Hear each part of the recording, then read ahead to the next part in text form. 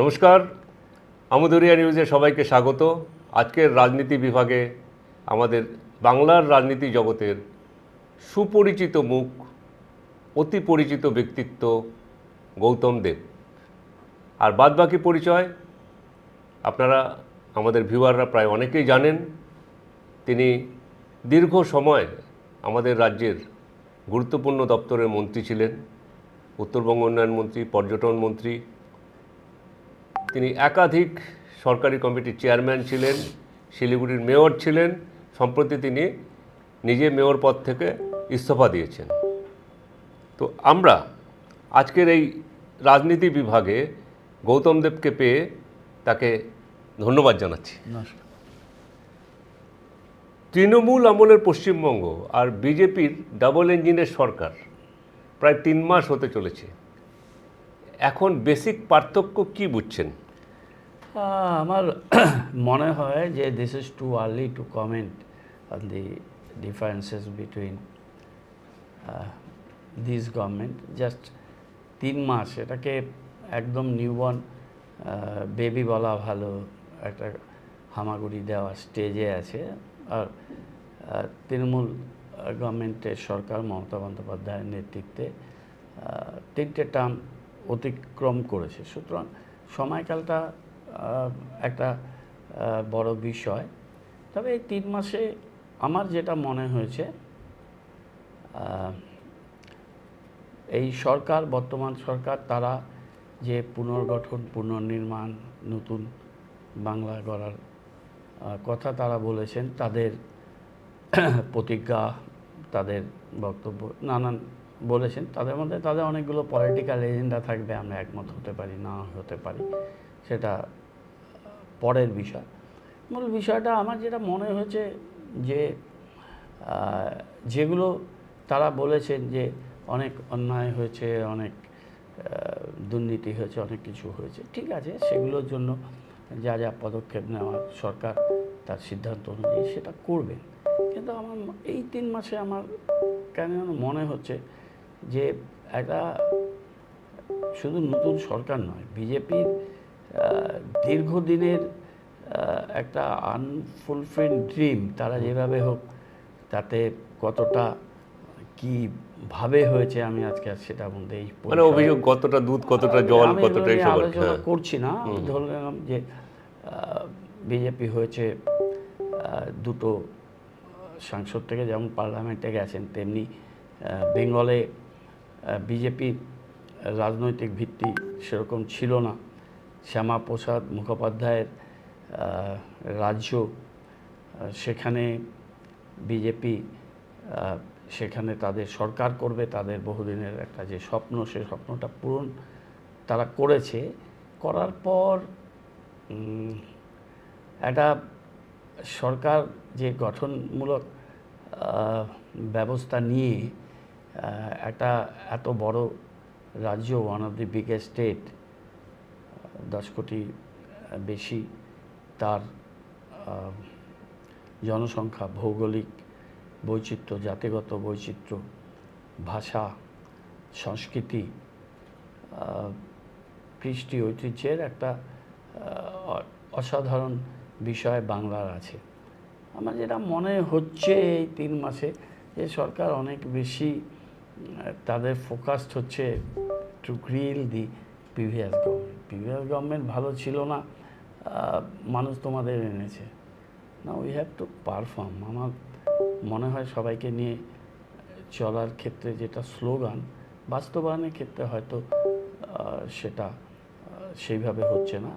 তবে একটা গভর্নমেন্টের 3 মাস কিছুই না, মিনিমাম 6 মাস একটা হনিমুন পিরিয়ড বলে শব্দ আছে পলিটিক্যালি। 6 মাস মিনিমাম এটা দেখা উচিত। ঠিক আছে, আপনি আরও 3 মাস সময় দিলেন, আমরা 3 মাস পরে আবার আপনার থেকে শুনবো যে বেসিক পার্থক্যটা কী। এখন আসি, আপনি যখন তৃণমূল সরকারের মন্ত্রিসভায় ছিলেন, এই বর্তমান মুখ্যমন্ত্রী শুভেন্দু অধিকারীও আপনার সতীর্থ ছিলেন মন্ত্রী হিসাবে। তখন শুভেন্দু অধিকারী মানে আমাদের মাননীয় মুখ্যমন্ত্রীর কথাবার্তা কেমন ছিল আর এখন কেমন লাগছে, কী ডিফারেন্স পাচ্ছেন? দেখুন, আমি শুভেন্দু অধিকারীকে, আমাদের সাথে অপোজিশন লিডার, আমার থেকে তো বয়স অনেক ছোটো, শুভেন্দু অধিকারী মাননীয় মুখ্যমন্ত্রী, opposition leader opposition political party করতে আমি দেখেছি। আমাদের 2009 সালে পুরসভা নির্বাচনে শুভেন্দু অধিকারী অনেকটা আমাদের সাপোর্ট দিয়েছিলেন এখানে, যেহেতু আমি সেটাকে লিড করেছিলাম। তৃণমূল কংগ্রেস একসাথে হয়েছিল, এবং যেবার আমরা মহকুমা পরিষদে অল্প ভোটে হারলাম,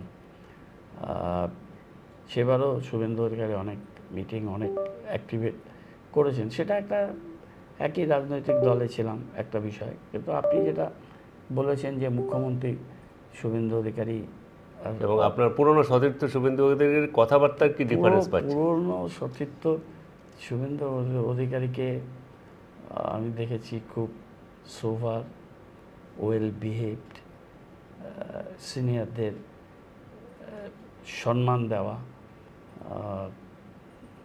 একটা শর্ট স্পোকেন পার্সন হিসাবে আমি দেখেছি। তারপর 20 সালে মনে হয় বিজেপিতে গেছে। বিজেপিতে গিয়ে অনেক সংঘর্ষ, লড়াই, তার বডি ল্যাঙ্গুয়েজ, তার বলার ভঙ্গি, এলওপি ছিলেন, সেগুলো অনেক পরিবর্তন হয়ে গেছে। এখন তো সরকারে এসছে, আমার মনে হয় যে 3 মাসের মধ্যে সেটাকে পুরোপুরি পরিবর্তিত হতেও একটু সময় লাগবে। এখনও শুভেন্দু অধিকারীকে দেখে আমার মনে হচ্ছে more than angry young man opposition leader, মানে বিরোধী দলনেতাই মনে হচ্ছে তার কথাবার্তায়।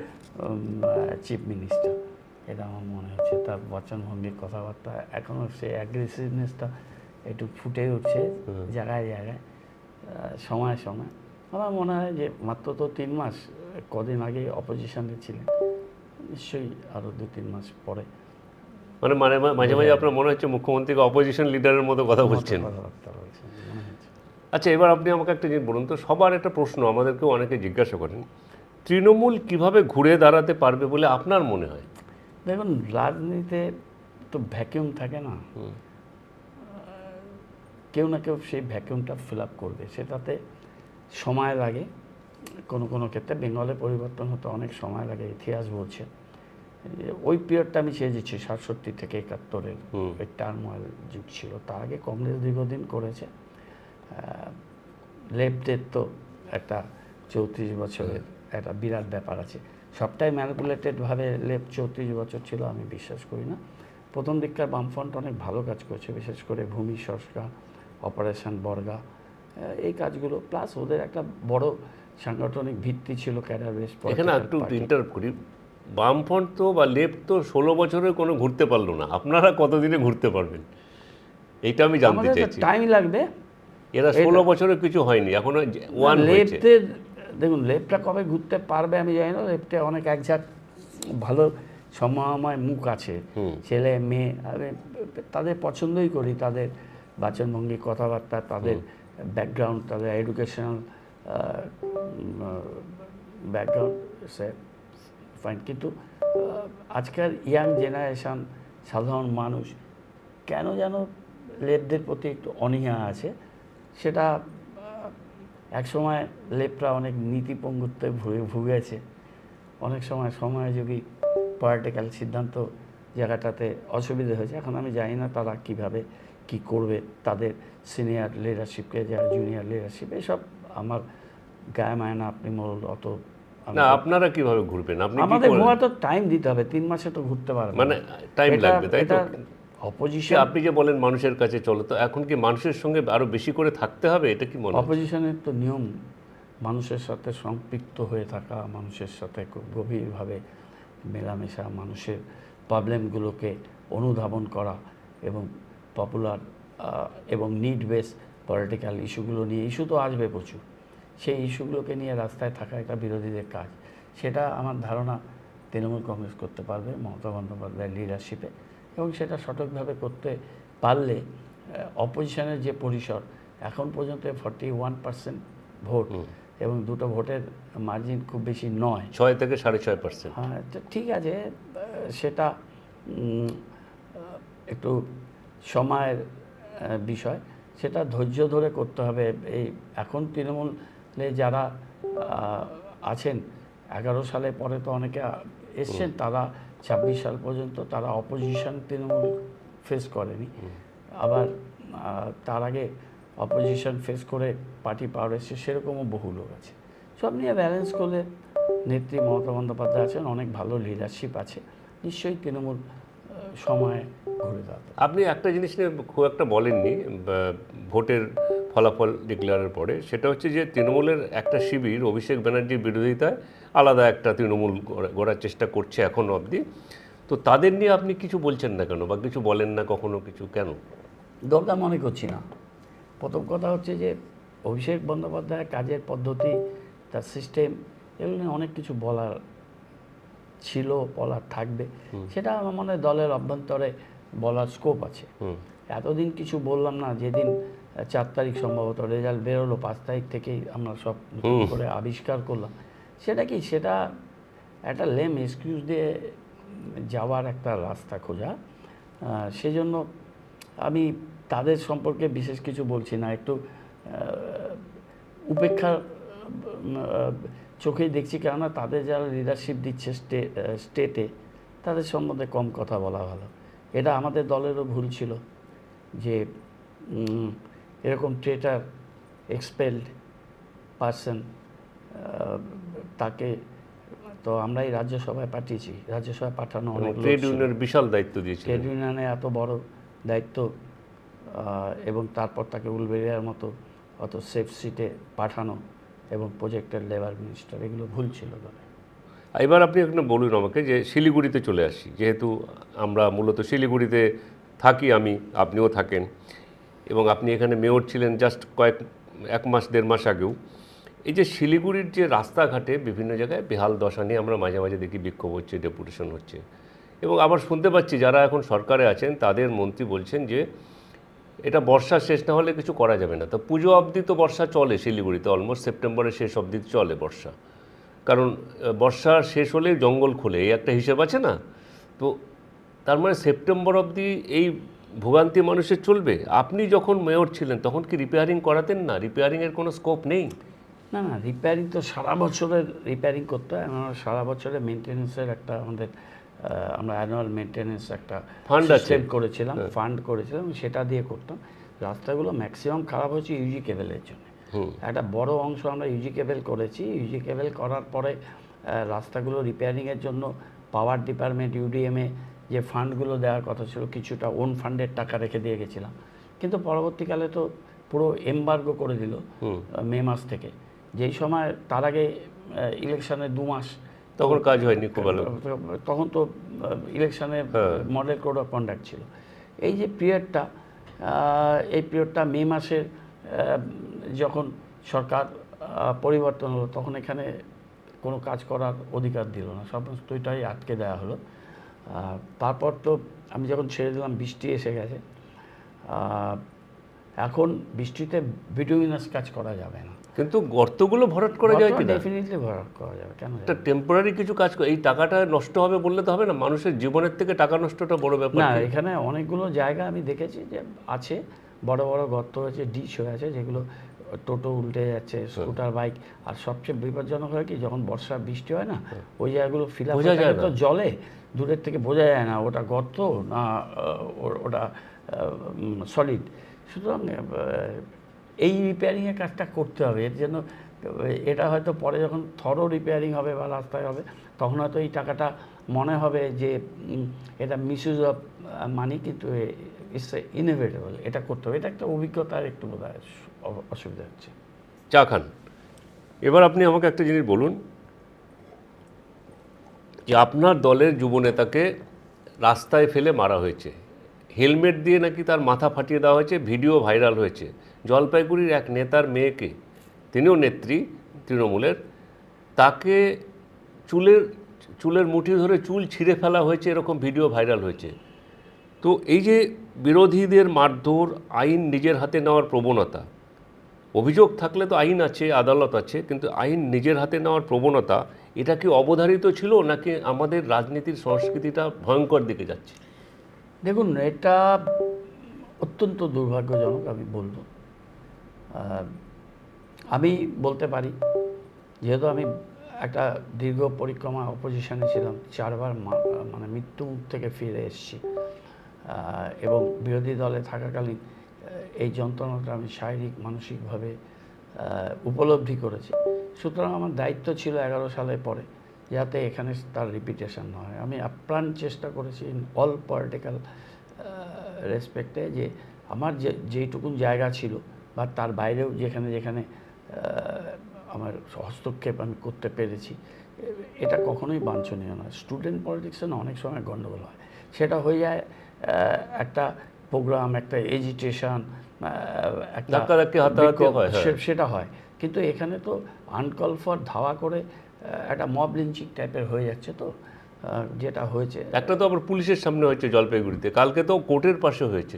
সেটা তো হাইকোর্টের অর্ডারে সে কমপ্লায়েন্স দিতে এসেছিল।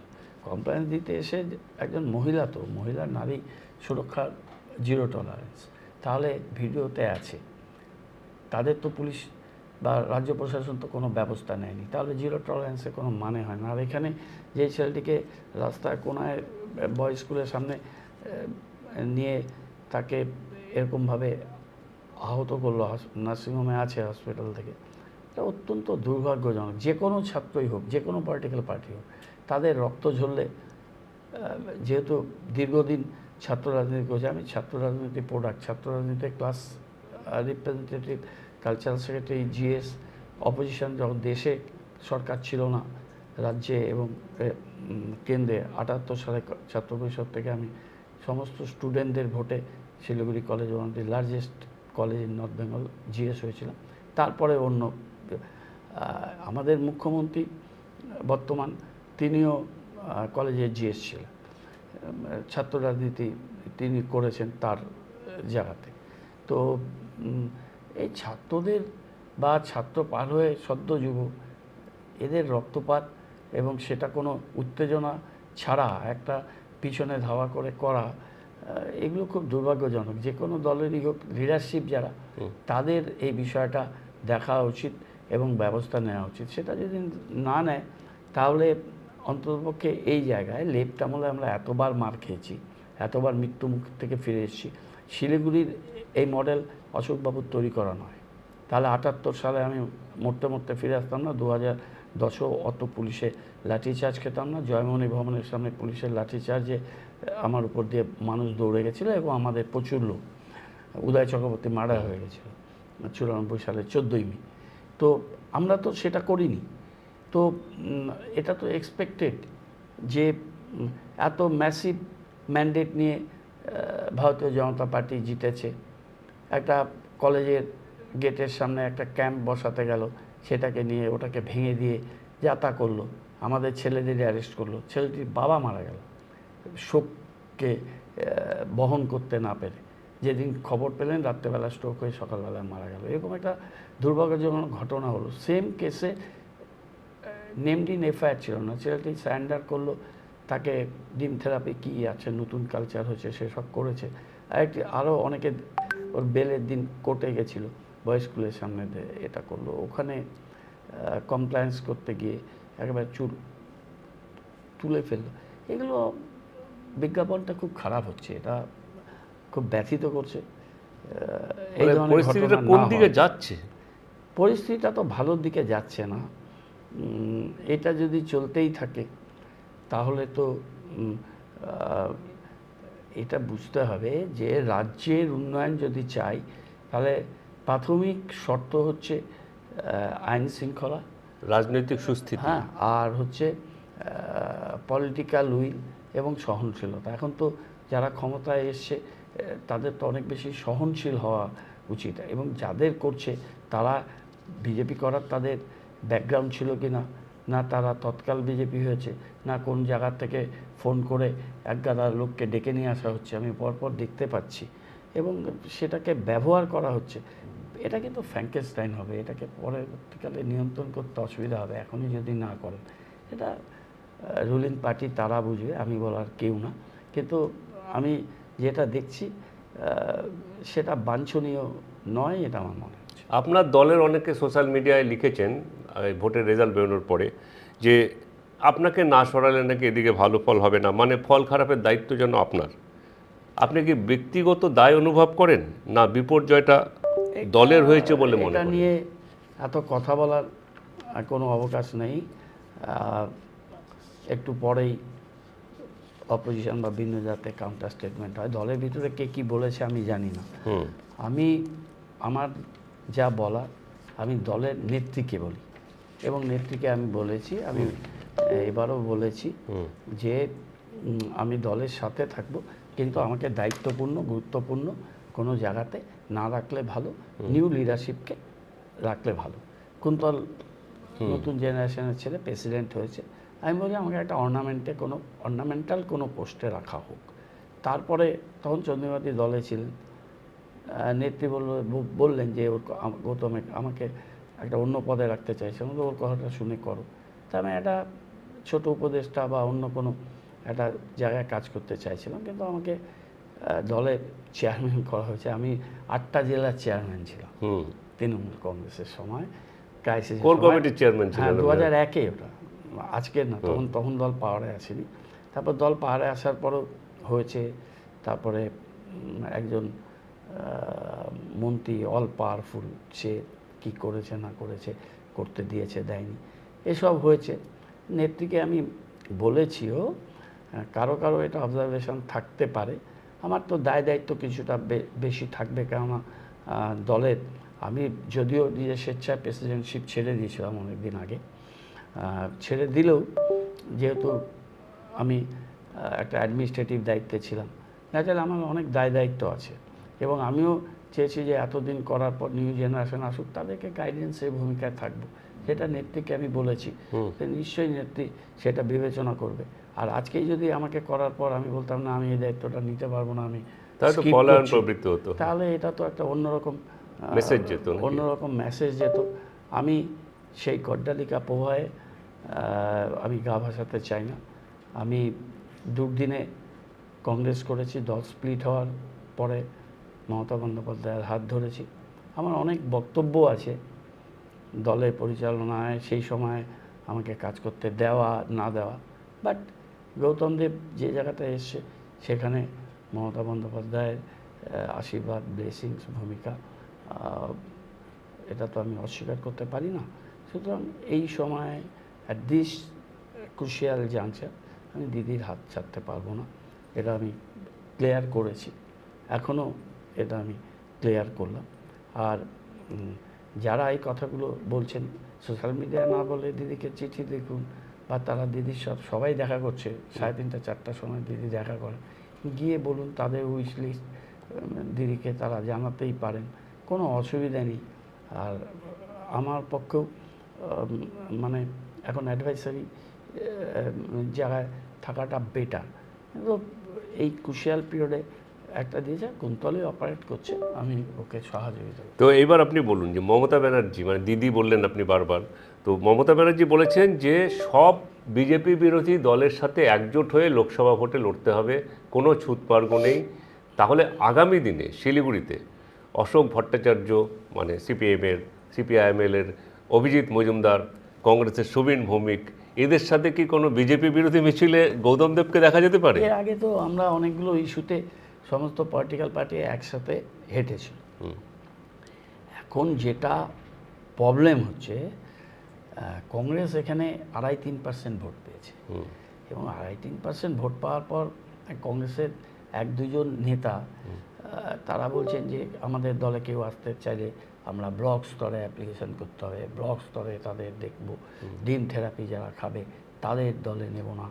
এই যে কথাবার্তাগুলো না, এটাতে খুব ঔদ্ধত্যপূর্ণ একটা মনে হয়। আবার কংগ্রেসের মধ্যে অনেকে আছে ছাত্র যুব বা দলের লিডারশিপ, যারা আমরা একসাথে একসময় রাজনীতি করেছি। এখন পলিটিক্যাল কম্পালশান আছে, ন্যাশনাল লেভেলে আছে, স্টেট লেভেলে আছে, কিন্তু সেটা কি কোনো দয়ায় হয় না। হ্যাঁ, এটা এখনও 41% ভোট তৃণমূল কংগ্রেস পেয়েছে, এবং যে নেত্রী এখনও well accepted to the people, সেখানে একটা পথ চলার যদি রাস্তা তৈরি হয়, যেমন কংগ্রেস লিডারশিপকেও যুক্তিসঙ্গতভাবে এটা চেঞ্জ সার্কামস্ট্যান্সেস, আগের অবস্থায় তৃণমূল যেমন আপার হ্যান্ড নিত, তৃণমূল কংগ্রেসের আপার হ্যান্ডনেসটা তো কমবে, হুম হুম তেমনি হ্যাঁ, এরাও যদি 2-2.5% ভোট পাওয়ার পরে তারা যেহেতু অল ইন্ডিয়াতে বেশ কয়েকটা রাজ্য রুল করছে কংগ্রেস এবং এলওপি রাহুল গান্ধীজি, সুতরাং এখানেও সেটা সেই মনোভাব নিয়ে চলছে, তাহলে খুব মুশকিল। রিয়েলাইজ করতে হবে জিনিসটা। আর সিপিএমের সাথে ব্যাপার হচ্ছে যে সিপিএমের নেতৃত্ব তারা তো বলছে যে কল্যাণ যে একটা কথা বললেন, তখন ওরা বলে দিচ্ছে যে আমাদের দরকার নেই ঐশী ঘোষের ব্যাপারে, যে তৃণমূলের সাপোর্ট আমাদের বা তৃণমূলের মরাল সাপোর্ট আমাদের দরকার নেই। এখন এটা তো বামপন্থীরা এখনো অবধি দায়ী করেছে, তারা বিচার করবে। কিন্তু আমার মনে হয় যে একটা বিভিন্ন ক্ষেত্রে নীতি আদর্শ কর্মসূচিতে অনেক তফাৎ থাকবে, কিন্তু কিছু কিছু ক্ষেত্রে কমন ইস্যুস এজেন্ডায় যদি মিল হয়, সেখানে তো সমস্ত নদীগুলো গিয়ে যেমন সমুদ্রে মেশে, তেমনি চলার পথের দুটো আলাদা রাস্তা হলো যদি আমার আলটিমেট টার্গেটটা একটা জায়গায় গিয়ে সেটা কনক্লুশনে আসে, তাহলে তো হাঁটতে হাঁটতে কোনোদিন এক জায়গাতে আসার সম্ভাবনা আছে। আপনি এবার বলুন যে দিল্লিতে যন্তর মন্তরে যে সাম্প্রতিক ঘটনা ঘটলো এবং এই ককরোচ জনতা পার্টির মূলত তাদেরই চাপে কেন্দ্রীয় শিক্ষামন্ত্রী ধর্মেন্দ্র প্রধান পদত্যাগে বাধ্য হলেন বলা যায়। তো এই ছাত্র যুব বা এই ককরোচ জনতা পার্টির সঙ্গে যে অনেকে যোগ দিয়েছে ইয়াং জেনারেশনের, এদের কার্যক্রম দেখে এদের প্রতি যদি আপনাকে কিছু বলতে বলি, আপনি কি মেসেজ দেবেন? সিজেপি তো করেছে, ওরা সোশ্যাল মিডিয়ায় প্রথমে বাইরে থেকে করেছিল অভিষেক দীপকে, তারপর এটাকে ম্যাসিভ সাপোর্ট পায়। এরপরেও কিন্তু সেদিনকার প্রোগ্রামে যে সোনাম ওয়াংচুক এবং পরে উনি উইথড্র করলেন, তাকে তুলে নিয়ে যাওয়া হলো এবং সেখানে কি পরিস্থিতিতে তিনি এই অনশন ভঙ্গ করেছিলেন, উনি বেরিয়ে যাওয়ার সময় কিন্তু খুব উষ্মা প্রকাশ করছে, সেটা এখনও প্রকাশ্যে আসেনি। কিন্তু আরও 5 জন যারা ওখানে অনশন করছিল, বিশেষ করে নেহা বলে মেয়েটি অসমে অসাধারণ আইসার অল ইন্ডিয়া চেয়ারপারসন একটা ভূমিকা নিয়েছেন। ইয়াং জেনারেশন একটা দেশকে হিলিয়ে দিয়েছে, তারা কিন্তু শিক্ষা ব্যবস্থা নিয়ে একটা খুব পার্টিনেন্ট বিষয় নিয়ে করছে এবং এরাই দেশের আগামী দিনের আশা ভরসার একটা খুব বড় জায়গা। এবং এই ধরনের ব্রাইট একেবারেই অল্প বয়সী ছেলে 20, 21, 22 বছর এবং তাদের পেছনে অ্যাক্রস দি পলিটিক্যাল পার্টি, আমি ওখানে অনেককেই সোশ্যাল মিডিয়ায় বলতে শুনছি তারা বিজেপি সাপোর্টার, তার বাড়ির লোকেরা, কিন্তু তারা এটা দেখে খুব ব্যথিত হয়েছেন। এবং যেটা যন্তর মন্তরে হয়েছে সেটা ভারতবর্ষের রাজনীতিতে ওই কৃষি 3 আইন, সেটাকে ওই দিল্লি সীমান্তে আটকে দিয়ে দিনের পর দিন 52,000-এর মুভমেন্ট, এই সব কিছুই আমরা দেখেছি। জয়প্রকাশ নারায়ণজিরও এমার্জেন্সির সময় দিয়েছে, সেটা কিন্তু খালি ছাত্র যুবদের আন্দোলন ছিল না, কিন্তু এটা যেভাবে খালি যন্তর মন্তরে তো হয়নি, বিহার থেকে শুরু করে সারা দেশের বহু জায়গাতে এই আন্দোলনটা ছড়িয়েছে। এটা একটা আশার আলো যে অথরিটেরিয়ান যে ফোর্সেস যারা দাবিয়ে রাখতে চাচ্ছে, তাদের বক্তব্যই শেষ বক্তব্য এবং সমস্ত কিছু একেবারে উপেক্ষা করা।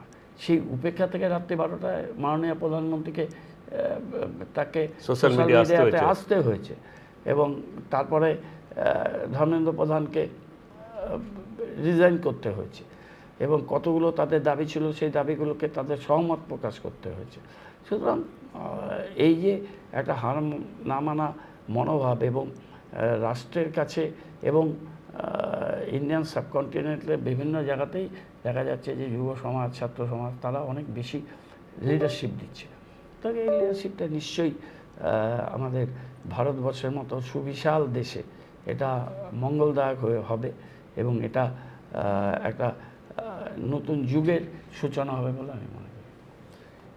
আপনি যে মেয়র পদ থেকে সরলেন কিছুদিন আগে, সেই মেয়র পদ থেকে আমরা শুনেছি যে আপনাকে কিছুটা সরতে বাধ্যও করা হয়েছে বলে কেউ কেউ মনে করছেন।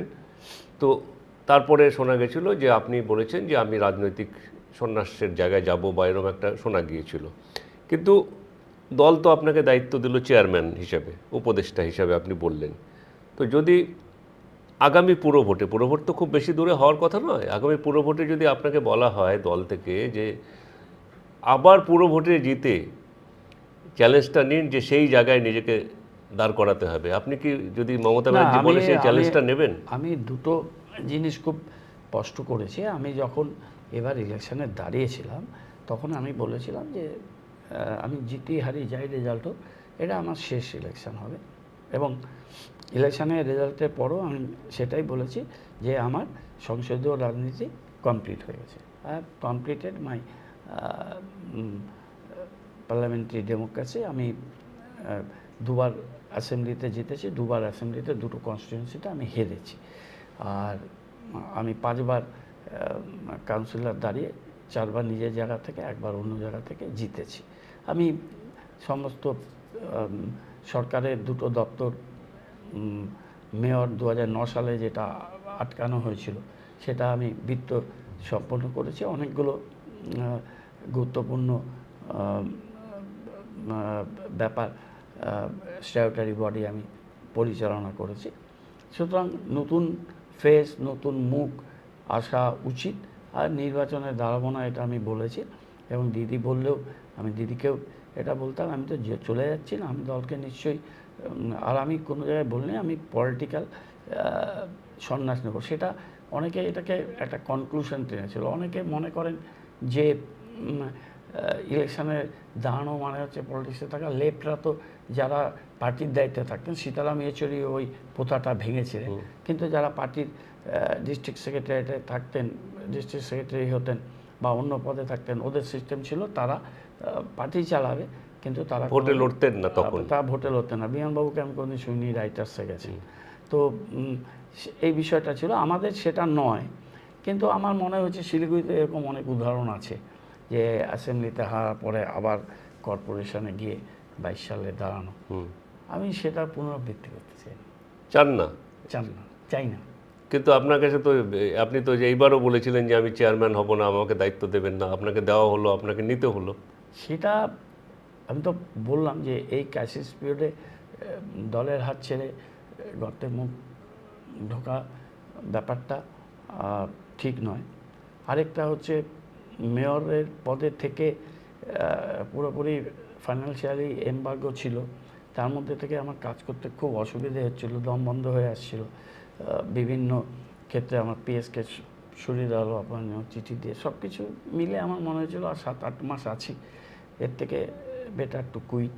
আমি আমাদের সতীর্থ যারা জনপ্রতিনিধি ছিলেন তাদের অনেকের সাথেই, সবার সাথে করতে পারিনি, অনেকের সাথে আলাপ আলোচনা করে আমি ফাইনালি মুখ্যমন্ত্রীকে জানিয়েছিলাম। মুখ্যমন্ত্রী না, প্রাক্তন মুখ্যমন্ত্রী, আমাদের দলনেত্রী, এটা অভ্যাস হয়ে গেছে, সে এসে যাচ্ছে মুখে, ওনাকে আমি জানিয়েছিলাম। তা উনি সেটাতে সহমত হয়েছিলেন মানে আমাকে ইয়েস করেছিলেন। তারপরেই আমি কিন্তু পত্রটা আমি দিয়েছি। আর এখনও বলছি যে চেয়ারম্যান থেকেও আরও হালকা কোনো জায়গায় আমাকে রাখলে ভালো হতো, কিন্তু দলের এই ক্রাইসিসে যখন অনেকে ছেড়ে চলে যাচ্ছে সেই সময় আমাকে ওখানে একটা জায়গা দিয়েছে। আমি যদি সেটাও, আমি প্রেসিডেন্ট হব না বলতে পেরেছিলাম দিদিকে, কিন্তু এতদিনের একটা সম্পর্ক তিনি যখন বলছেন তখন সেটা আমি অমান্য করতে পারিনি। কিন্তু দিদিকে আমি অনেক আগেই বলবো যে আমি দাঁড়াবো না, কিন্তু যারা দাঁড়াবে তাদের সহযোগিতা করবো। সে বুঝলাম, ভোটের রাজনীতিতে আপনি নেই, কিন্তু আপনার দল কি আপনাকে ভোটের রাজনীতি থেকে সরাবে? দাঁড়াতে চাই না ইলেকশনটা, কেননা ইলেকশানে বললাম তো যে দেখুন 74 সালে তখন ইলেকশান হয়নি, কালচারাল সেক্রেটারি ছিলাম, 78 সালে কলেজে দাঁড়িয়েছে, 88 সালে কাউন্সিলর হয়েছে, 4টে কাউন্সিলর ছিল এখানে। সেই পর্যায়ক্রমে একের পর এক ইলেকশন তো বহুদিন লড়লাম না, এত 5 দশক প্লাস, কম আছে বেঙ্গলে। তো আমাকেও তো পিপলস ম্যান্ডেটটাও এটা বুঝতে পারছি, জেনারেশন গ্যাপটাও হচ্ছে। সব কিছু মিলে তো নতুন জেনারেশন আসে, তাদেরকে সুযোগ দিতে হবে। তারা একবারে না পারলে আরেকবারে পারবে। তাকে যদি আমি খেলার মাঠে রিজার্ভেই রেখে দিই, তাহলে আর তারা খেলা শিখবে করে। এখন তো হাই টাইম এটা, যে এই লিডারশিপকে সামনে আনা। অনেকবার আমি ভেবেছি যে সক্রিয়তা রাজনীতিতে কমাবো, কিন্তু আমি বহু জায়গায় বলছি যে রাজনীতির এত মোহ মায়া, এতটা ব্যাপার, সেখান থেকে চট করে সরে আসাটা চাইলেও পাওয়া যায় না। এটা একটা অদ্ভুত একটা তার ভিতরে ঢুকে থাকা। তো সেখান থেকে অনেকে পেরেছেন, very rare of the personalities politically. আমি জানি আমি উদাহরণগুলো অত দিতে চাই না, কিন্তু আমার মনে হয়েছে যে